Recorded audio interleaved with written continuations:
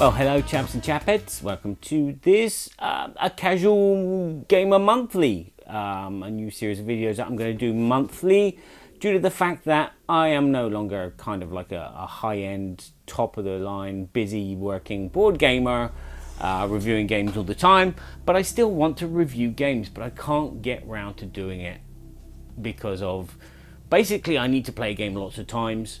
And that time in my life has gone shorter and shorter, so I don't have much time to play the same game 3,000 times before giving you a review about it. But so this is one example of an easy way for me to do that, is to just talk about the games that I've played maybe even once during the course of a month, and give you a kind of round idea. Because I mean, we're not all living 90% of our lives in the board game world. Some of us only have like 20% of our life dedicated to board games, but that's how life is. And I think there's a large majority of people that are just casual gamers and not these people that gotta watch every single piece of media and play every big 5-hour board game that's out there. Yeah, this is going to be a monthly thing that I'm going to do. I'm going to talk about all the games that I've played. Some of them I might talk about very shortly. Some of them I might enlarge and go into a bit more detail about.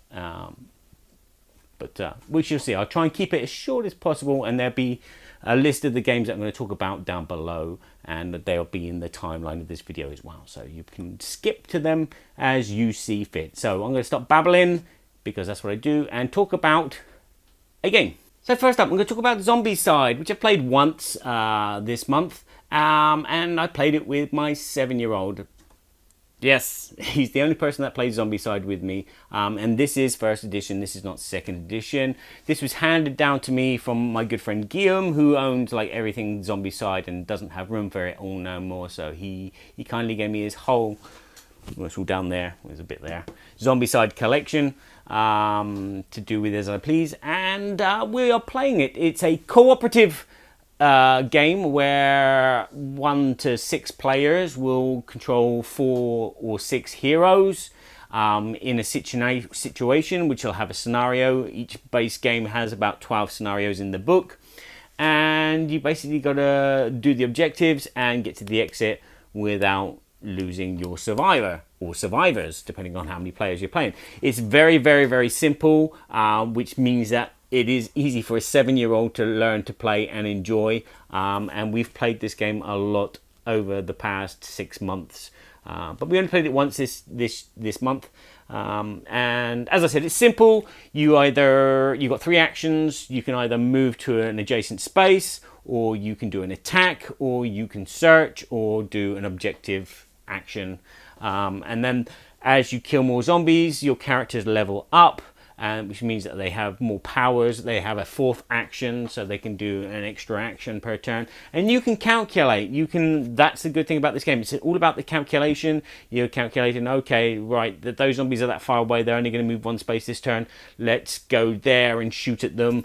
And it's fun. It's a puzzle adventure game. I think for the whole family.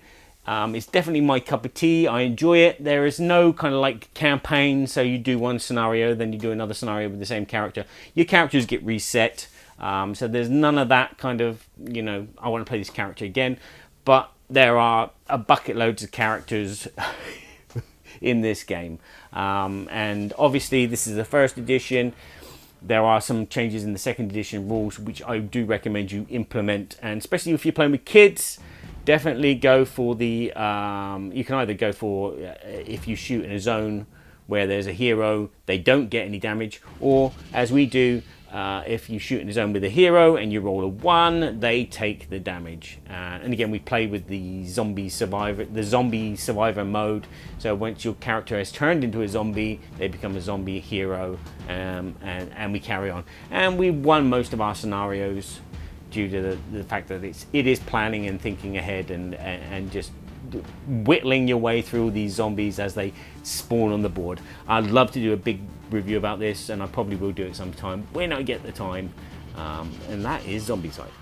Next up is this little two-player abstract game called Tiki, which I have recorded as one, but we may have played several. I think we did play several times. So that's one thing. I record my game logins on BGG. Sometimes for small games, I just put down that I've played it once, even though we've played about 3 or 4 games, like the game like The Mind or Uno or something like that.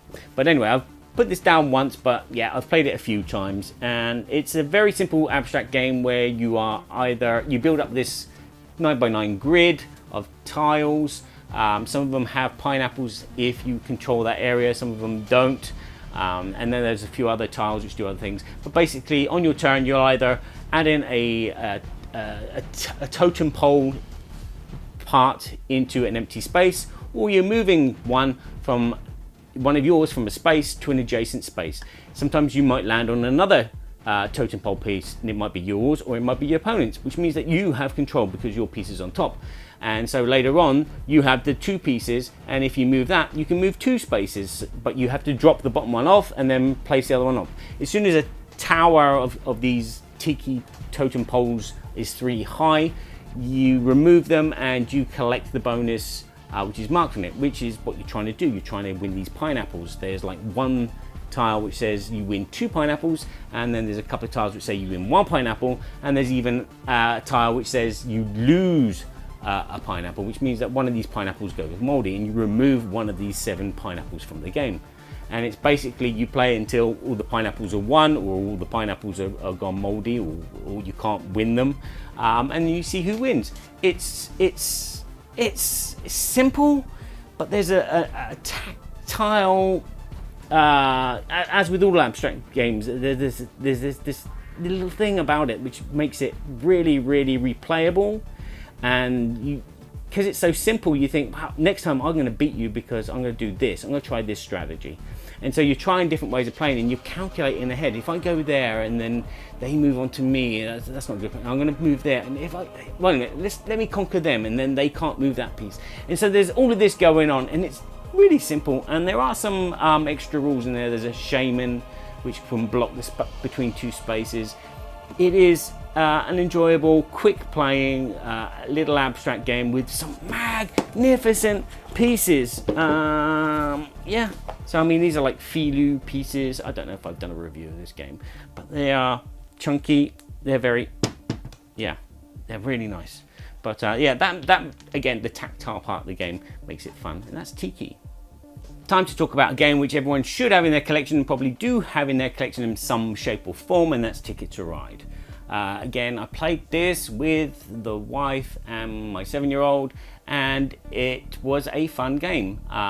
We played with all the rules. Before, we've played this in the past without the station rules, and I limited the amount of trains that we start with, so we had like 20 trains instead of like the 50 odd that you play in a full game. And we played a full game, and it was fun. It's basically a hand management, card collecting, bit of luck kind of game where you're drawing cards, and then you're using these colored cards to buy these parts of train track around Europe, and then you score points for that. But you also have these tickets, which means that someone wants to get from one location to another location. So if you can create a complete line which links those 2 cities together, you win the extra points for that.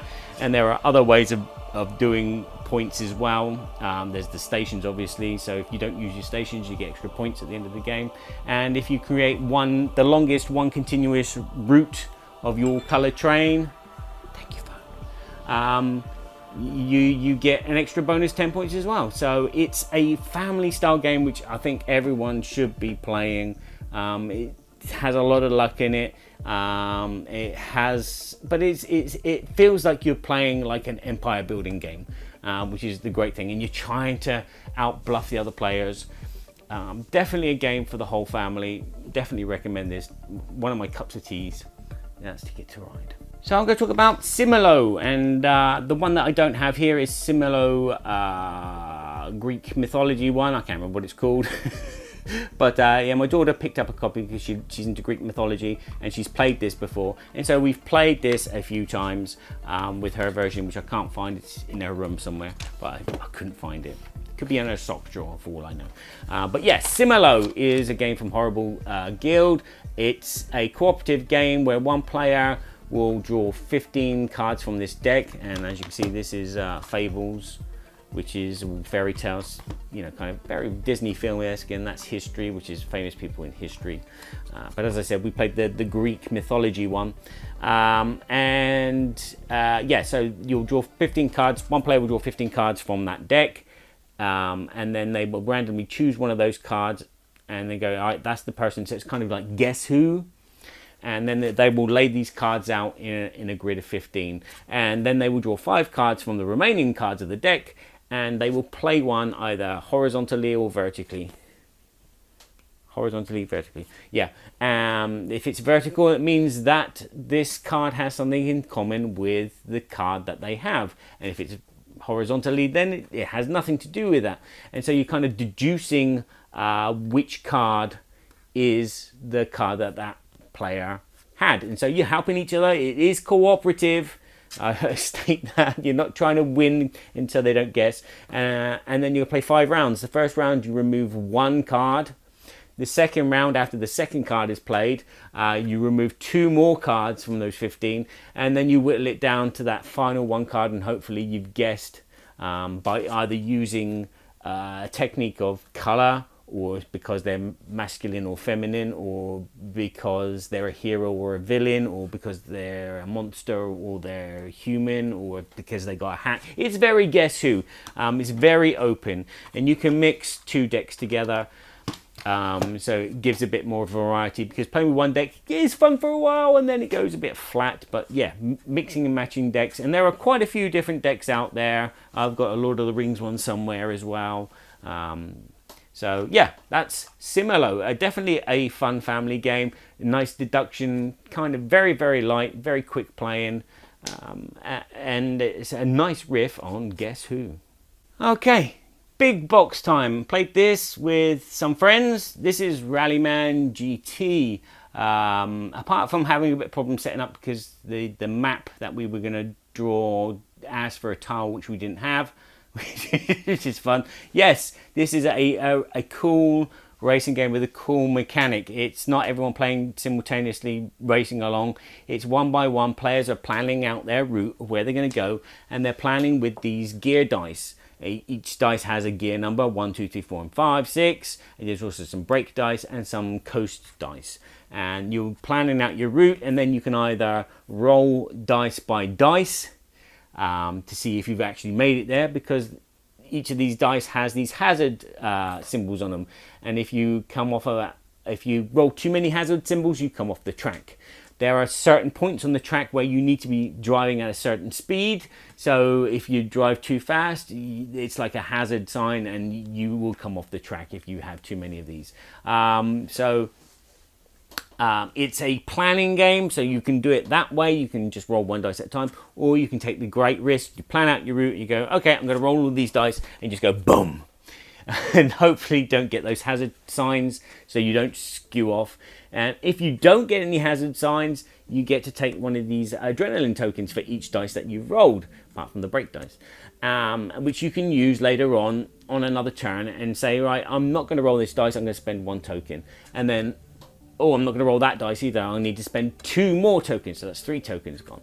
And that's the race. You're planning out, you're pushing your luck with your dice to see if you can get around the track without coming off, and also you're positioning yourself in a way that will hinder the other players, which is a possibility with this game. It's gorgeous, the tiles are beautiful, the components are really nice chunky tiles. This is an enjoyable game. It can go on a bit long, it depends how many laps you want to do of a course, but yeah, it comes with a lot of great stuff. And then there's also the Rallyman Dirt version, which I'm quite tempted to getting as well, just for the different cars. There are weather events which happen in this. There are so many little things which happen in this. It's a nice kind of different type of racing game, which is very much different from everything else on the market, which I've played anyway. Moving back to small games. Played this again with a group of adults, friends. One of them is a board game designer as well. This is Pixies. This is the small card game from Bombay X, which is a very light and kind of fun puzzle-ish game where you are drafting each round from a pool of cards, depending on the number of players, and then you're creating a grid, a 9 grid, 3x3, so to speak, and you are placing the cards in the exact location of their number, which is depicted on them. Some of these cards have points, positive points and negative points marked on them. Some of them don't. They all have different colors. Some of them are joker colors, so they can apply for other things. And basically, you're just playing them out into the grid. If you have to play, if you have to take a card which is the same number as another card which is existing on the table, you then take the say for example 2 number 5s, and you choose one of them to be face up and the other one face down, and then that's blocked. You are definitely going to get 5 points for that card, but all the other cards you're not going to get any points unless you have 2 of the same number. Eventually you might find that you can't get any cards which match the number that you want, so you just have to place these down, face down, in a space that you have, and then you can place, say, like a number 8 on top of that card later on, and you score the 8 points.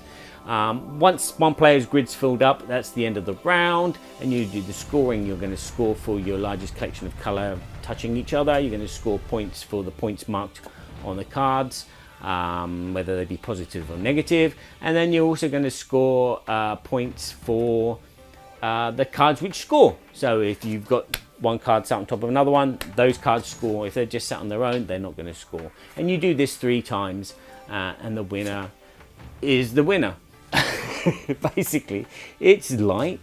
It doesn't play as quick as you think it does. It can, you're playing 3 games, and although the gameplay is very quick because you play some cards in the middle and you go, I want that one, and you take it. Or if it's not your turn first, it's like, I want that one. Oh, it's been taken. It's a drafting game. Love it or hate it, but there is always something that you can do. As I said, these cards can either go in their space and then you can replace them with another card of the same value, or if you've got no space for it, you place it face down in a space. So there's always something to do. It's fairly interactive, not that much interactive. It just basically you're picking up whatever is left. But yeah, it's fun. It's slightly brain burning because you're trying to get either color connection, or you're trying to get points, or you're trying to score points from getting the same number card. There you go, Pixies. Not really sure what to think about this one at the moment. Onitama is, I play this with my 7-year-old. He gets this out from time to time, and we've played a couple of games of this. It's the game which is like a scaled down chess game with cards, and my son is big on chess at the moment. He's just got himself, he just won a chess set at a local fair that we went to. So yeah, Onitama, excellent production game, excellent idea for a game, as you're gonna have 2 cards, and these cards are based on animals, and it tells you positions that you can move your playing pieces on. And then you're going to have 5 playing pieces. You're going to have a master and 4 students.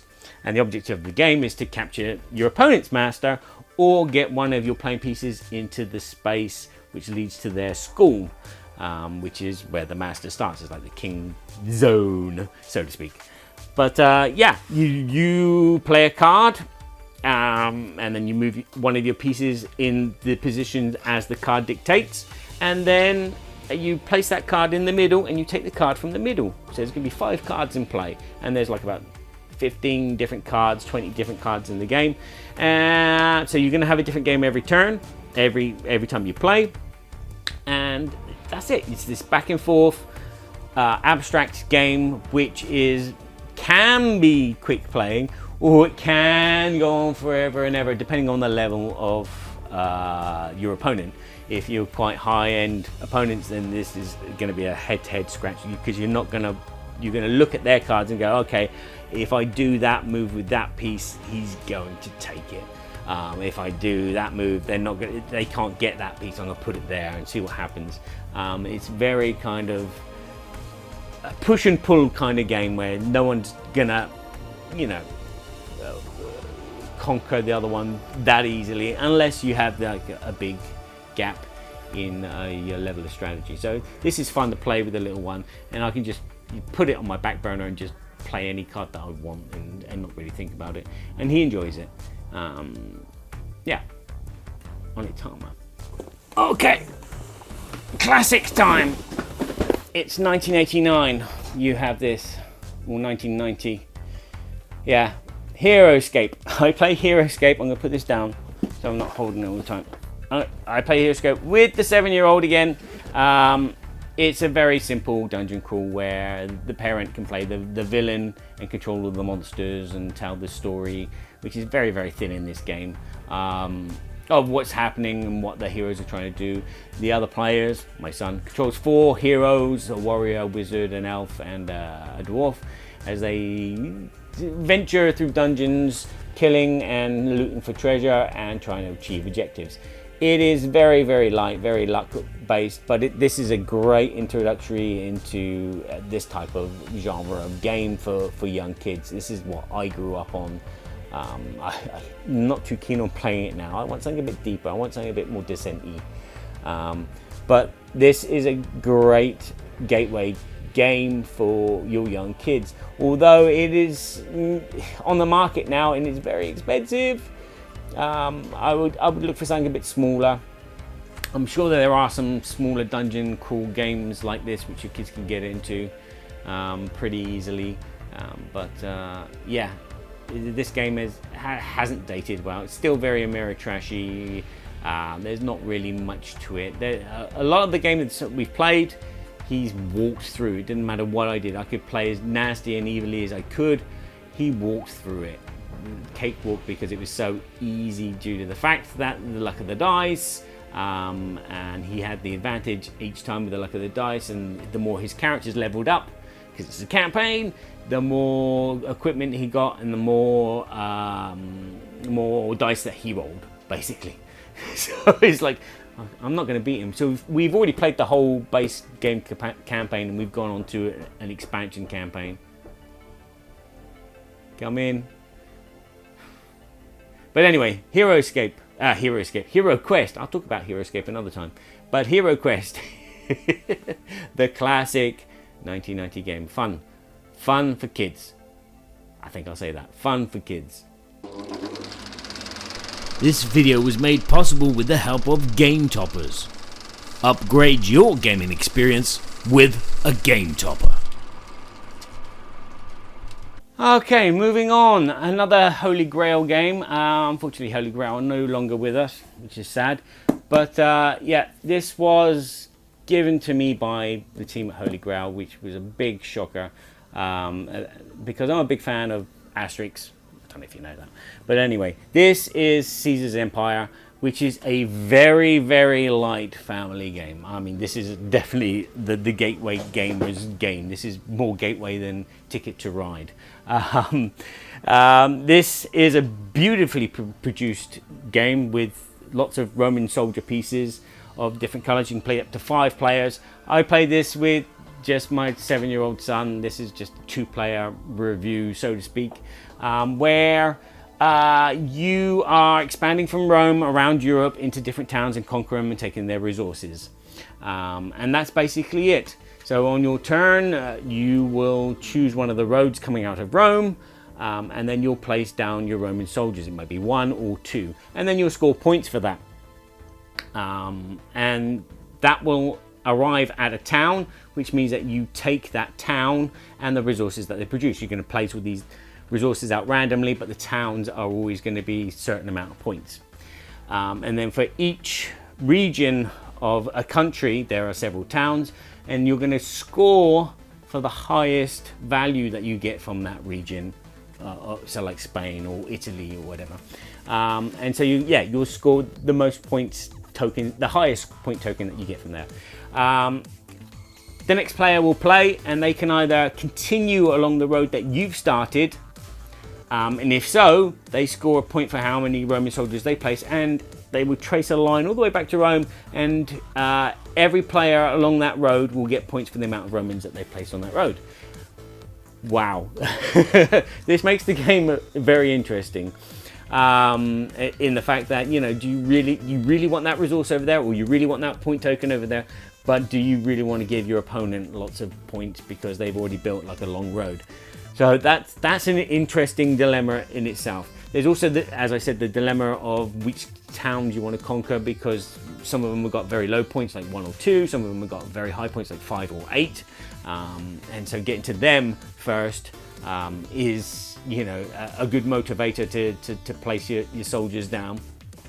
But also the resources, because they're going to be randomly placed every time that you play. You're going to want a different sort of collection. Some players will go for collecting one of every single resource, because that will give you a lot of points by collecting different resources, but you're also going to get a lot of points if you collect, say, 1 or 2 resources but get the most of them, so to speak. So if you get 4 grape tokens and 4 wine tokens, you're going to get a big chunk of points just for collecting 8 tokens. Whereas if you collect 12 different item tokens, you're going to get a big chunk of points, but you won't be able to do that twice, so to speak. But yeah, that's the game. You're just placing out soldiers on the roads, getting to towns, taking the resources, taking the money, scoring points for placing your soldiers out, and giving points to other players for placing soldiers out.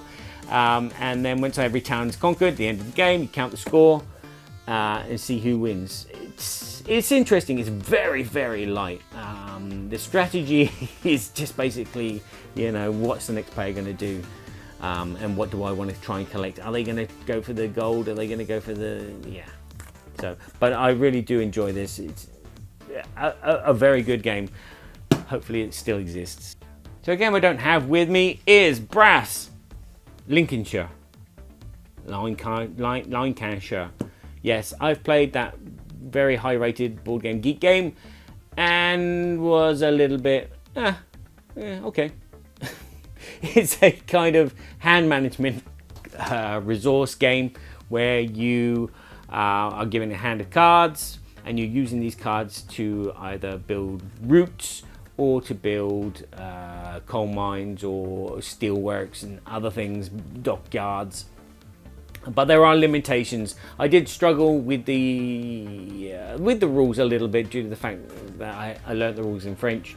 It was like I was trying to do actions and I couldn't do them because I hadn't set up a route there, or there wasn't enough coal for me to build that thing.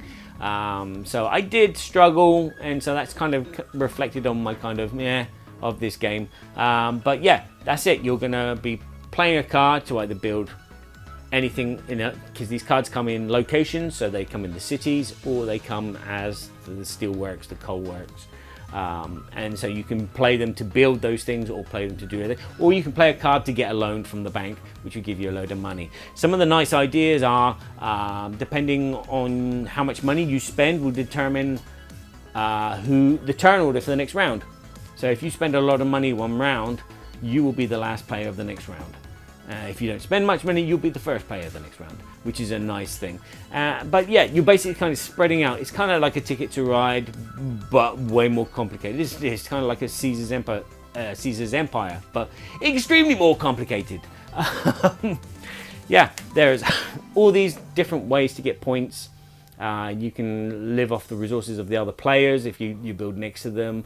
You can chain things together. You're trying to remove these tiles from your player board, which will give you the opportunity to gain more points. So the more steelworks you build, the more points you get. Yeah, there's no one route to victory. You either have to choose a route, and then hopefully you get that victory. But yeah, it was okay. I don't see the big huffa-faloo about it, because it's going to be the same thing every time. Yeah, but yeah, that's Brass Lancashire. An okay game. Okay game. Alone, which I didn't play alone. I played with a couple of friends. This is a Dead Space board game where one player is a hero, wakes up on their ship and don't know where they are, and there's all this chaos going on, and they've got these objectives to fulfill. And so to survive, they need to fulfill at least one of these objectives before the final objective is open to them. Whereas the other players are playing the evil. So it's kind of reverse HeroQuest in the fact that there's lots of villainous players trying to stop one player instead of vice versa. This game is very, very tense. There's a lot of bookkeeping for the monster players who will have to, control on a mini map behind a screen everything that they place, all the monsters, all the hazards that they place, and when the light tokens are on and off, and then they have to translate what the hero can see from that little mini map that they built onto the table in front of them, and also play cards which are reactions to the player's action, so the hero's action. The hero is the only one that has turns. They have 8 turns during a round, which could be more due to the fact that they could spend adrenaline, which will double an action, so they can do 2 actions on a turn. And then there's 4 rounds, so they have 8 times 4 times to get what they need to get done. And the enemy players are just reacting, so you might have a card which you can activate if the hero does a move action. You might have a card which you can play which is done when a hero explores or does some tinkering or does anything. And so you can either play these immediately. You can't play too many because eventually you won't be able to play any, and you won't have the chance to place hazards onto the ship that they're on. So there's a bit of push and pull there as an evil player, how many cards you play. Because again, another thing you can do is you can play a card face down and not use its power, but you can spawn a monster or move a monster on the map to try and scare or try and kill the hero. It's a really deep kind of dungeon crawl game, and I've never played the hero. I'm always teaching the game and playing as the evil player with other evil players or by myself. But it looks like fun as a hero. It's okay as a monster, a DM, so to speak. But yeah, I think playing as a hero and trying to figure out how to use this piece of equipment to get to find my objective and do this and do that, I think that will be the real fun of the game. But yeah, I've still got this. I still like playing it. It's called Alone. Fun game that I've recently reviewed, so I'm not going to talk too much about it. It's a family game where you're trying to make your snail lose. Yes. In this game, you're going to be giving a tile which tells you which colour snail is yours, or maybe 2 snails. And then on your turn, you'll roll these dice which have colours on them, and then you'll be allocating those colours to either a snail, so that snail moves forward, or to a space of that colour, which means any snail on that space can move forward. And so you're basically trying to bluff the other snails to winning the race and keep yours behind. Because once one snail crosses the line, everyone scores points depending on where they are on the race course. And then you play this a couple of times, and then the player with the most amount of points is the winner. It's quick, it's light, it's fun. I enjoy it. It's a nice kind of deduction game. There is obviously the luck of the dice. You could roll the 4 dice and get 4 red, and your snail is red, which means that you have to move your snail forward 4 times. Or if you see like there's 4 snails on a red space, and you move all 4 of those snails and not the red snail, people are going to know that your snail is the red one, and then move you forward every chance that they can get. So yeah, but that's super pas vite. Not very fast.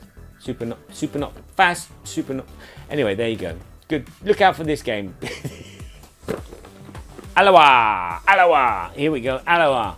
Small card game where you are building a tribe by picking a card and then getting some resources for it. So you're going to build a bonfire, and depending on the number of players, depends on the height of the bonfire, and these are resource tokens.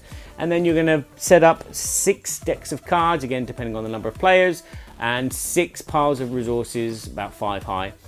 And every time that you take a card on your turn, you take the next pile of resources, and each card has a different amount of resources that you take. You might take 1, you might take 2, you might take 3, so you're going to be taking clockwise X amount of resources, and then you can store only X amount of these resources. What you use these resources for? paying for these cards that you've collected to play them in front of you to score points at the end of the game. Now there's a lot of set collection in this. You can collect sets of cards for their colors, which will give you points. You can collect sets of cards because of what they do. I mean, there's some basket cards, which are very useful, because if you have a basket card, every turn you can add one resource to that basket, and that basket will score you points for each of those resources in the basket. But again, you can use those resources from that basket to play another card. So there's a nice dilemma there. But yeah, you're going to get points for colors. You're going to get points for the different types of cards, whether they be baskets, tents, people, whatever. And that's basically the game. Once the last resource is taken out of the fireplace, the game ends, and then you score. It's light, but there is enough, light in gameplay style, because as I said, it's just taking a card and then collecting the next resources, but there is that level of mentality you need to think of, what resources do I need, because I can't hold everything. Anything you don't use and you got no space for in your storage goes in the bin. There's 2 modes as well, so there's like an experience mode where your character has a power, but I haven't played with that yet. It's good. I like this type of game. It's something you can get on the table and play in half an hour, and have like a real kind of profound thinking experience in trying to out-calculate your opponents. Really fun. Nice and small. Elawa. Another game that I don't have at the table is Pokemon, the trading card game. My son has put the cards somewhere in his room. I can't find them, so I can't even just hold up a few cards. But yeah, I recently bought a base game for him. He's 7. All they talk about at school is Pokemon. They've got loads of cards, but they don't know how to play. They just like, this is the coolest card because it's got the most amount of hit points. And it's like, yeah, you need to learn how to play this game. So I bought base game, taught him the game. We've played quite a few times. We've played about 5 or 6, 7 games. With just a basic Pokemon and Bulbasaur deck. And it's very simple. It is a case of, just using what you've got. And there's not a lot in this base game. There's about 20 cards per player.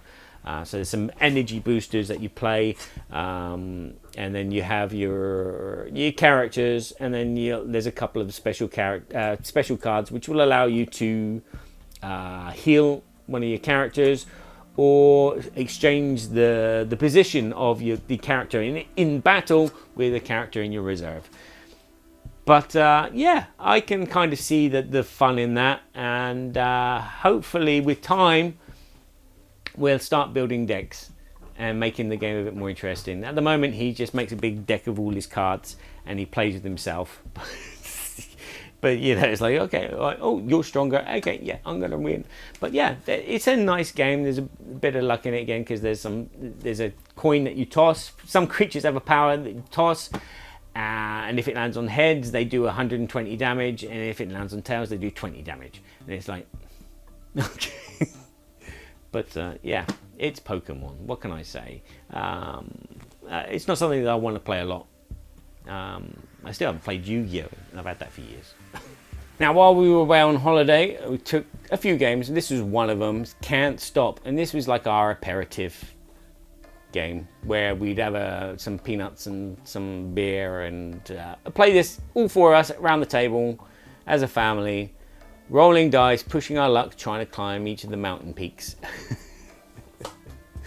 And it is fun. I think I have reviewed this game, so you can go check that out. But yeah, it's just a luck-driven game where you are trying to push your luck and climb these peaks of numbers. And the numbers are range from 2 to 12, because you're going to be rolling 4 dice and pairing them up and go, okay, that equals 7, that equals 9, and then you have these 3 moving teams of climbers. And so you'll place one on the 7 track and you place one on the 9 track. The 7 track's the longest track. The 2 and the 12 are the smallest track, because the chances of rolling a 2 and a 12 with 2 dice is very, very, very hard. And then you're just going to say, oh, I'm going to carry on climbing. So you roll the 4 dice, you pair them up, and you go, oh, I got another 7, oh, I got a 3. And so you place your third marker on the 3. If at any time you roll the dice, you add up the numbers in the different combinations, and you can't move any of those 3 pieces, you fail. So you go back to wherever you started from. At any time you can say, oh, I'm going to save, and then you place these little base camps out, and then you'll continue climbing from those base camps. It's very simple, it's very luck, but it's just a laugh. It is fun trying to push your opponents to roll one more time so hopefully they fall off and not win the game. I never win this game, but it's fun. Can't stop. Now, you'll probably notice that I'm getting into the games where I've played a lot this month. Can't Stop was one of those games. This is another one, the 7th, Citadel. Obviously I played this solo. I'm going through the first adventure, and it is intriguing. It has such a profound story. The story for each scenario is really interesting as well, and the more you play, the more you go, oh, I remember that from the other chapter. I know where that is, or I've sent a team of scouts there already. So I look at my big map and I go, it's there, I've got to go there. And so this exploration game with cards becomes more and more enticing the more you play. There are times at the beginning when it's just like you just seem to hit bad luck all the time, and it's like, you're never going to do this, you're never going to create that, you're never going to be able to get past that. Should I spend that many energy on this action? Because your cards are your energy, and then to get the cards from your discard pile back into your deck, you need to spend life points, and if you've got no life points, your character is KO. And if you're unsure what I'm talking about, I have done a first impressions video of this game which goes into quite a bit of depth. But the more I play this, the more I am captivated by it, due to the fact that I'm building up my village. My village is quite big now. I have all these buildings in there which at the beginning of my quest I can visit and then get these little bonuses to help me out along the way.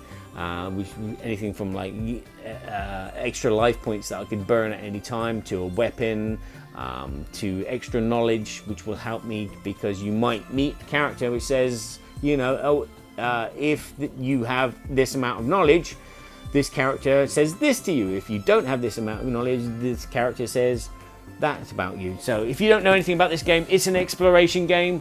It's an adventure game. It's a choose your own adventure role-playing game that you can play cooperatively together with a deck of cards, which is your life and your actions and your ideas and your bonuses, your powers, everything. And there is so many cards in this game. There's so much stuff that you can find along the way which may come in use to you later on. It may not be useful to you now, but it might come into use later on, or you may think, oh, that might come in use for me later on, but at the moment it's a hindrance. Do I keep it or do I get rid of it? But yeah, this game is just this is an RPG experience for me, and I enjoy this, and I will soon get to the end of the first adventure, which means I've still got 3 adventures to play, or 2 adventures to play, sorry, and hopefully the expansion will be just as great. But that's the 7th Citadel. Getting near the end now. Another kind of aperitif game that we were playing while on holiday was Saboteur, a very old game where one player may be a saboteur, or several players may be a saboteur, trying to stop the gnomes from reaching the gold at the bottom of the mine. And on your turn, you're just going to be playing a card from your hand, and it may be a map tile, or a tunnel tile, sorry. So you're digging down through the tunnel to try and get to one of these 3 locations where the gold might be. If you're the saboteur, you're trying to deviate the tunnels, or you're gonna try and play other cards. Now the other cards are to break the tools of the miners, destroy their lamps, destroy their pickaxes, but they can't. There are cards which will allow you to fix them. If your tool, one of your tools is broken, you cannot play cards. You can only pass or try and repair it, or another player can repair your card. It's very light. I've never won. We played, it was one day we played 3 times, and each time I was the Saboteur for some strange reason, and people just saw through me in the end. It can be fun. I recommend it probably for more than 4 players, or play it with 4 players but have 2 Saboteurs in the deck instead of 1. It makes it a bit more interesting. And then, because there is a possibility that there may be no Saboteurs. But after a certain amount of games, you count up how much gold you've collected, and whoever's got the most gold is the winner. Saboteur is a fun kind of cocktail game. Last but not least, the game probably played, almost played the most, but quite most. Played this about 4 times. This is Darwin, the Sur la trace de Darwin, in the footsteps of Darwin, which is a tile drafting game, where players on their turn are going to pull a tile out from a selection of 3 and add it to their player board. And each of these tiles is an animal, and each of these tiles has different things. They might give you points at the end of the game. They may give you a tour guide, which will allow you to move this marker from the pool of resources, well, tiles, sorry, to take a different row of tiles of your choice.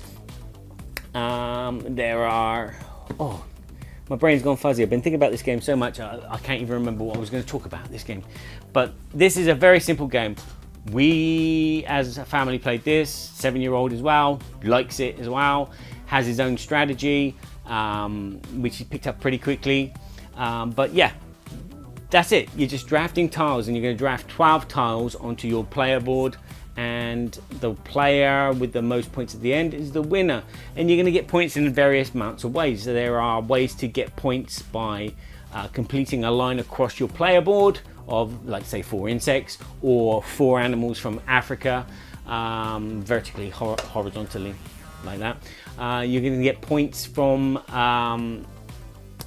the animals themselves. You might get points from all these bonuses. You're going to get these bonus points if you place a tile on top of an existing tile. So if you have a red insect and you place another red insect on top of it, you get to take one of these objective tiles, which will give you points for most insects, or for most creatures from Africa, or for your most visitors that you have, visitors guides. So that there's lots of different things to think about. You're never restricted to taking one particular type of tile. So you can't really screw over people. I think this game is done in a way that is light for everyone to not screw over, because that's another thing that you can do. You could say, okay, right, if I take this tile, this token's going to move 1 space, which means that the next player has to take from this row of tiles, and that might screw them up because there's nothing there that they want. But if they have a guide, they can get around that. I mean, it's not really worth the point of trying to screw anyone over in this game by taking the tiles that you can do by taking the tiles that they want, but trying to position it in a way that puts them in a position where they can't take a tile that they want. It doesn't work, because there's always something you can take which is going to score you points, and there are lots of nice ways of getting points in this game, which makes it really light, and you feel like you're doing well, and then you get that final score and you go, oh, time to change the strategy. I've never won this game, but it's light, it's enjoyable, and it plays very quickly. It's 30 minutes, and to explain it, I had no trouble explaining it to my family in less than 5 minutes. And the production is amazing. Definitely worth every penny, from the insert to the player boards. The tiles are a nice thickness. This is a wonderful production. The only thing that's missing from it is the rulebook with hardback. That would be the icing on the cake, and that would be so easily. But yeah, really enjoyable family game in the footsteps of Darwin. there you go. That wasn't as quick as I thought it would be. That's a lot of games that I played. Hopefully this video is giving you some pointers and some ideas about some of these games. Whether they're right for you. If you like this video, give it a thumbs up. If you know someone that might appreciate this video, share it with them. And until next time, yeah, hopefully I'll play a lot of one game and not much of another, so I can talk about one game. But until next time, play nice with each other. Remember, it is only a game. Just sitting at the table next to Felicia would be quite nice. Wouldn't it be good? I got some board games, I don't know how many.